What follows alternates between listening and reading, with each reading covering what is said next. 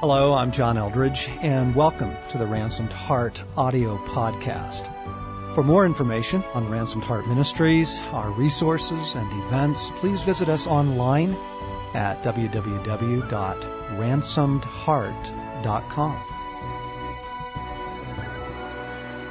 Hello, this is Craig McConnell, and I'm hosting this edition of the Ransomed Heart podcast, and actually just want to introduce to you a segment taken from a Q&A time at our recent men's conference. We had several hundred men there, and John kind of turned the tables on the team. Normally we answer the questions the men have, and John kind of surprised us and asked us some questions. And so what you're going to hear here is actually two questions John puts to us on our lifestyle and how we nourish the masculine heart. Enjoy this. There's a number of questions that I think ought to be asked.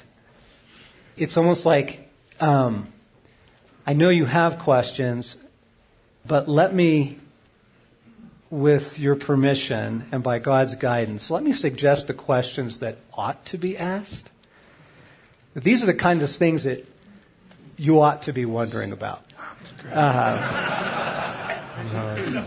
And so I was just kind of up in my room and listening, praying, kind of talking to God about that. So I have some questions that I want to put to the guys here.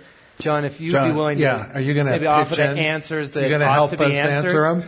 Yeah. Okay. Yeah. I just turned to Maura and said, he's asking us the questions he thinks ought to be asked. Yeah.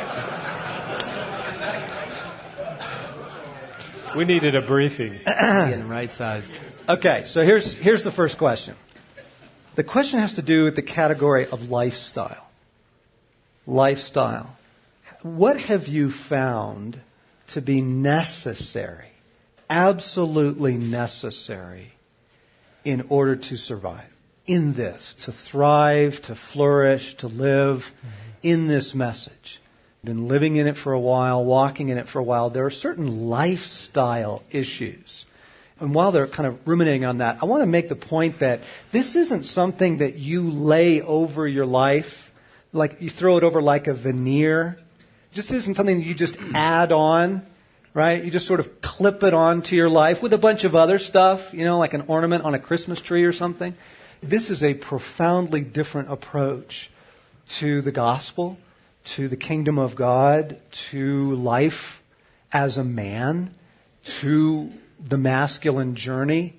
And so lifestyle questions are very, very important questions. How do you live? What have you discovered is crucial to live, thrive, flourish? Yeah, I mean, what kind of comes up in me and that, John, is the whole thing of holiness.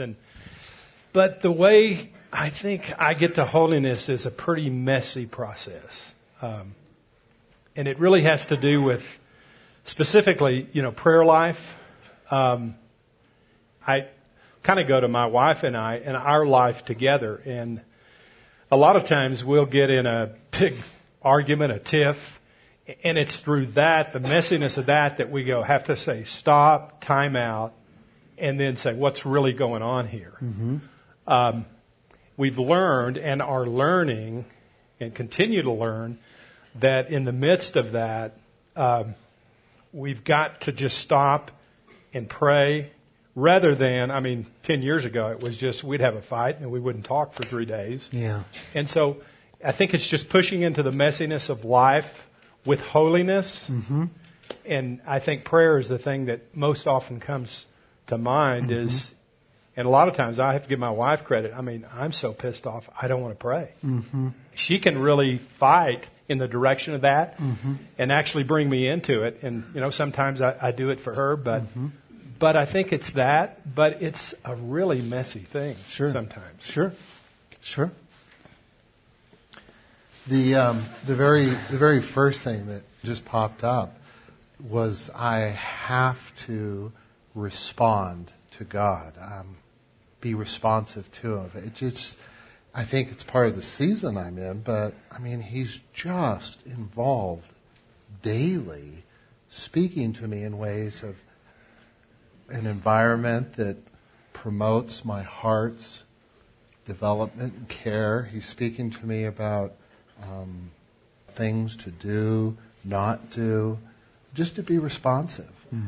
And right now that means, exercise, that means making some choices, that means reading, it means listening to the music I enjoy. But being responsive, I think my lifestyle, I think I'm learning that he knows best each day. Yep. I've never prayed like I'm praying now. And it's embarrassing to say that, but even that was a response to him. Mm-hmm. Yep. So there's a lot of things I do, but it feels like that's the quick answer. Yeah, that's good. John, I think for me, I guess I've learned to frame that question to myself as how do I cultivate a habitat for the heart, a place that's ready to receive what God's bringing, because for years it was just barren, it was dry, and so God was coming and I was missing it.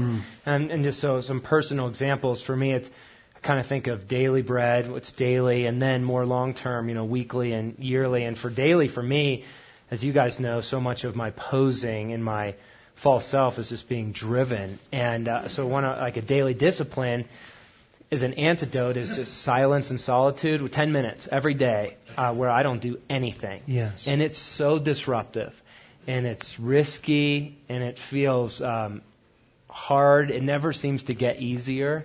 And but 10 minutes where I'm not being productive, and I just am with the Father, and that's enough. I'm not even praying. I'm just with God.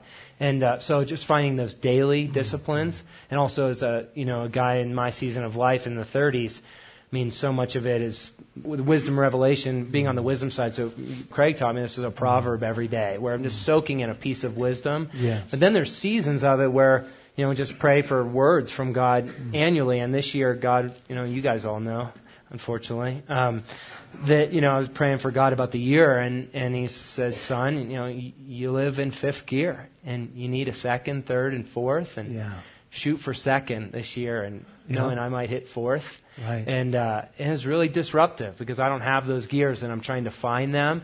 And so then God just will cultivate that as a lifestyle, and just the word is throttle back. I just feel like God's saying throttle back in every category. And I can do fifth gear, but I really suck at fourth and third. And so it's really good for cultivating that intimacy. Yeah. It's really uncomfortable to throttle back. Yeah, that's good. And I think for me, I would say pace of life. There is a pace of life by which you can experience God. There's a pace of life by which you can hear, by which you can live reasonably. And I have only recently accepted that reality. That I just blast. I attack the day. I charge. I go hard. And choosing deliberately to change my pace of life so that I don't burn out. I want to do this for the long haul. I don't want to flame out here. And so I have to do the daily prayer, and I have to do it first thing in the morning. I have to. That is not an option, lifestyle-wise. The second question is related to this, but it's coming in from a different angle. And specifically, how do you nourish your heart as a man? What do you do for that masculine heart? How do you nourish it? Where do you find nourishment? I mean, do you? And what does intentionality there look like?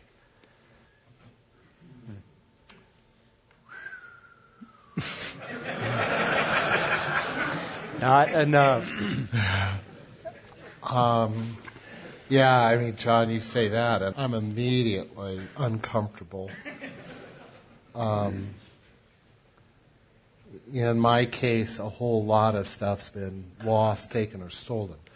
But one thing I do well is hang around other good men. And so that's huge. That's huge. The company of men, for me, is huge. And that's the first thing. Yep. John, one piece for me that just is so central is being out in nature. And, as you know, I love bow hunting, and that's something we do annually that's just awesome, but it has so little to do with hunting. Mm-hmm. It has to do with nourishment, of being in a place where I'm reminded that there's something much bigger than me that I can't control. Mm-hmm. Because so much of my world, the lie is you make it happen, and you can control it. So it just feels like an antidote. So finding that seasonally, but then just, 3, 4, 5 days a week, I'm outdoors exercising and just being on a trail with dust and cold and rain and just feeling that. There's something about that it just ministers in a way that the manufactured world doesn't bring. Right. It's true. I think what comes to mind for me is, I think in the past, what I loved to do, but part of it was my pose, but because it was just is activity and the kind of activity I love to do. And there's certain things about activity that still I thrive on, that I love activity in my life. But I think where I'm getting nourishment now is almost the antithesis of that, is planning some time where I do absolutely nothing. That is so new for you. Yeah, it really is. And this has just happened, I think, in the past, few months that I'm starting to do. And it was so uncomfortable because I felt so unproductive in it. But what I found is you kind of fight through the warfare of that. And then I begin to kind of hear God speak to me in ways that I all of a sudden was giving him room to do that in. So, I still thrive on the activity, but that is growing, and it is a source of nourishment for my masculine heart. Mm-hmm. Mm-hmm. I hope you're writing the questions down because I'm actually posing them for your benefit. You ought to be asking yourself, what do I do to nourish my masculine heart? Because the culture that we live in is highly androgynous. I mean, it's emasculating, it's vanilla, it's numb, it's bland. It tries to reduce and minimize the differences between the genders. And you are male through and through. It is how you bear the image of God. And so I began to notice that I wasn't doing things intentionally. I'd have the occasional experience where I'd work on, Sam's car, and I'd go, I love this. How come I do this once a year? I'd go fishing, and I'd come back and go, I absolutely love this. Why do I do this so seldom? I just noticed how little intentionality there was. Mm-hmm. And so, I've tried to change that. The magazines that I subscribe to are the kinds of things, Eastman's Bow Hunting Journal, Gray's Sporting Journal, National Geographic Adventure Magazine. There are things those speak to me, And then the shows that I watch, March Madness, right? College basketball. There's certain things I do. I love it. It nourishes me. I'm dead serious. And I have to choose this. I have to choose it because life doesn't bring this to you. You have to be intentional about it. I'm not sure why you found that. They're laughing at your buddy here. Oh, I went to give you a high five, March Madness, and you dismissed me. Didn't see it.